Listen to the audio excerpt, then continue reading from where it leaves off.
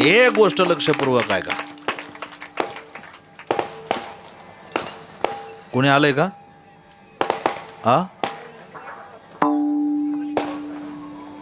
असं असं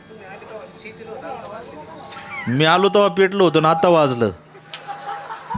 बराच दम धरला त्यानं. म्हणजे मी आल्यावर शिलगलं का काय ते? विठाला विठाला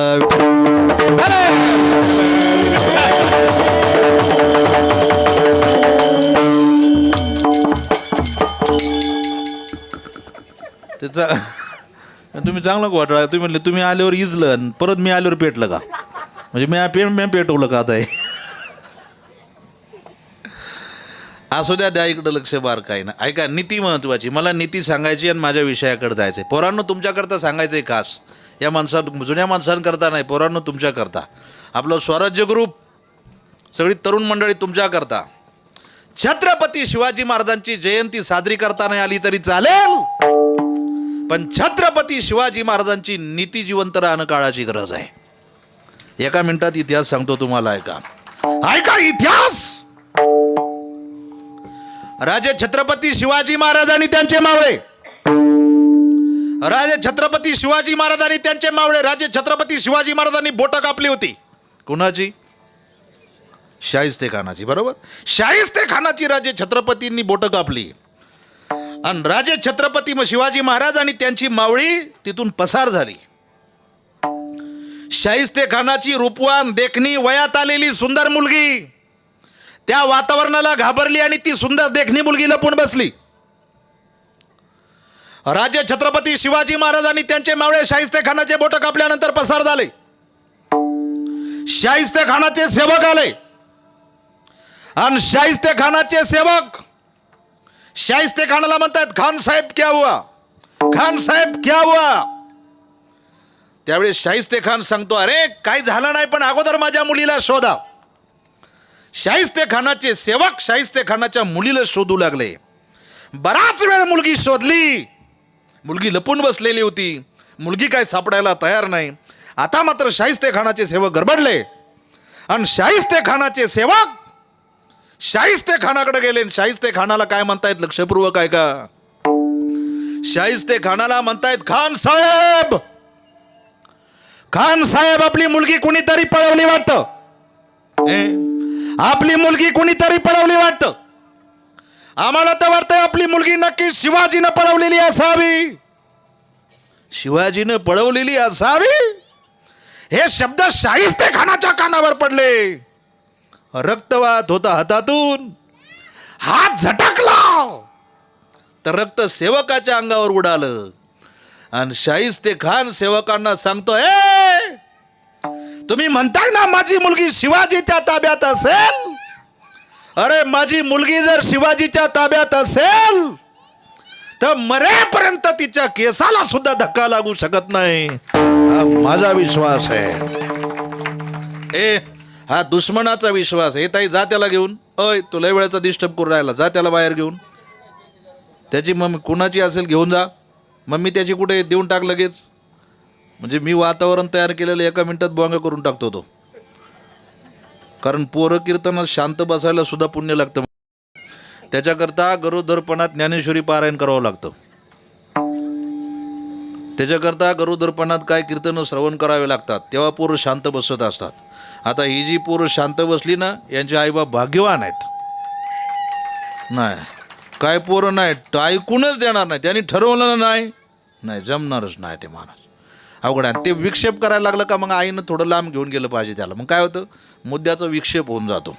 काही गोष्टी अशा असतात या जागेच्या का त्या जागेमध्ये वक्ता बोलता बोलता बोलता बोलता त्याला बऱ्याचशा गोष्टीचं स्मरण येऊन जातं आणि आपण विक्षेप केला का मग त्याची मजा राहत नाही. या विडाला विडाला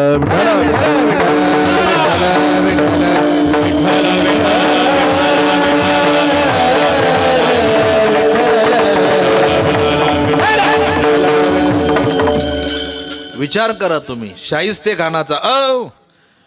शाहिस्ते खानाचा म्हणजे दुश्मनाचा विश्वास होता राजा छत्रपतींच्या नीतीवर. काळजीपूर्वक ऐका मुलांनो, काय सांगायचंय मला. दुश्मनाचा विश्वास होता राजा छत्रपती शिवाजी महाराजांच्या नीतीवर. महिला मंडळ कुणाचा? दुश्मनाचा. आता शेजारणीवर तरी आहे का?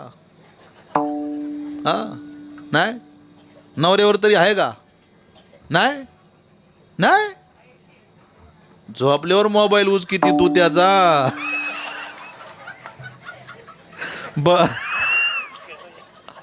अवघड आहे, भयानक. विश्वास नावाची गोष्ट असली पाहिजे. कारण मावशी माझ्याकडे बघा, त्यांनी बरोबर केलं, त्या झोपी लावले त्याला बरोबर, माझ्याकडे लक्ष द्या, ऐकू द्या त्यांना. काय नाही, राहू द्या, काय फरक पडत नाही. कारण सगळ्यात जादा नातवाची काळजी आजी आहे ना. हा, आजीला असते बरोबर. आजीचं लय अवघड. अजून 10-12 वर्षानं हे पोरच सांभाळायची कोणी, हे लय मोठा घोटाळा आहे. कारण आजीनं तुमचा नवरा बी मोठा केलेला असतो आणि तुम्ही जन्म दिलेल्या पोराला बी कोण मोठं करतं? आजी करते. एकदा ते मोठं झालं का तुम्ही आजीला कुठं ठेवता?